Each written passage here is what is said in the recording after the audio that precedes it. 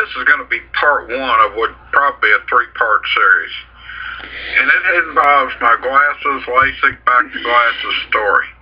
Now first, I'm unusual. I've seen some LASIK videos, worn glasses, LASIK PRK videos, worn glasses since age 5. I didn't actually get glasses until I was 26 years old. Never even had a real optometrist exam until then. But I knew, I got a hint around 6th grade of possibly needing them. They had one of my charts where you pointed up and down in the machine, and I guessed at the last one, and I must have got it because they didn't send me, but I did notice when they wrote down the vision, it was 20/20 in the right eye and 20/30 in the left eye, and at that time I could still see pretty good. In the 8th, I think between 7th and 8th grade, we had a lot going on in the family. I had 2 different grandparents die between August and October of that year.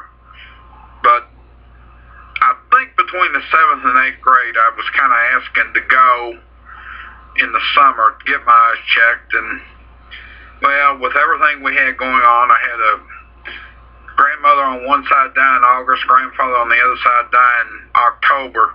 It kind of got backburnered and kind of got forgot about. In the 8th grade, they did not do an exam in grade school 1 through 6 at that time. They did not do an exam in the 7th grade. In the 8th grade they did, and I actually thought they were going to send me then. They probably should have. Well, they didn't, although I think it was close.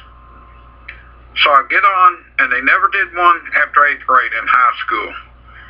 Of course, in the meantime, at 16 years old, got a driver's license, got through the driver's license exam okay, but with outside rear-view mirror, which means one eye is worse than 20/40.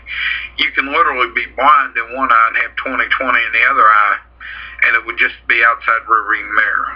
But I could barely read the 20/40 line.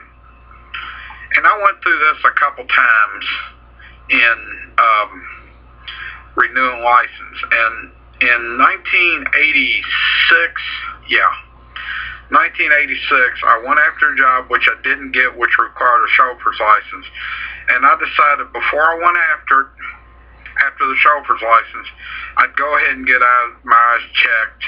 I was, like I said, 26 at the time, didn't have much money, was looking for work, so I had to borrow money to get the glasses. I could pay for the exam, had to borrow money to get the glasses.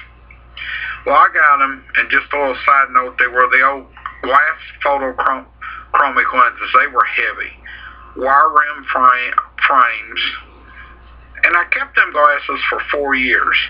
Couldn't afford it, got to where I could afford it. Well, let me go back on the glasses I kept. They were okay, but the frames were cheap because they were one of the lower end. And this, if you can see this on these glasses, one of these nose pieces right here broke off. And they were really scratching my face. I was able to go and get what I think they call now a modified aviator style of plastic frame, have the same lenses put in them sometime in the 4 years, and they worked okay, but eyes change. They say you get all your change by 25 or 26, but I didn't. So I went in 1990, got the exam, and I decided to go to lens crafters because I had some money that year, and I wasn't that smart about where to go for glasses. I'd only ever bought glasses once. And I got 2 pair made, one clear, one totally sunglass. And they were okay. I kept them for a couple years and then went back in and went, I don't know how many different places until about 93 or 94 when I switched optometrist again. I went to one that was fairly new in the area, just opened, with the lens crafters beside them. They rented space from lens crafters, but the doctor owned the practice, and she's really good. She's still practicing. So this went on, and I actually had a couple pair of glasses I got in one of the lens crafter specials.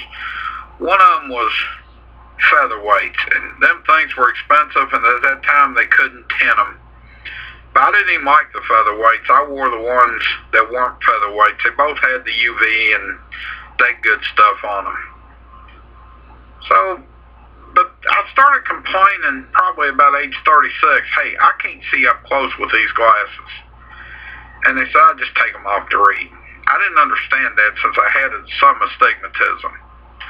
So I went through that, and deliberately one year, when it was time to go back for my exam, my regular doctor was on vacation, and I told the fill-in what I was having trouble reading, and she went ahead and wrote the prescription for the progressives, or no line as they called them at the time. I don't know if they called them progressive, but I actually liked them. But I switched away from lens crafters because they were too expensive.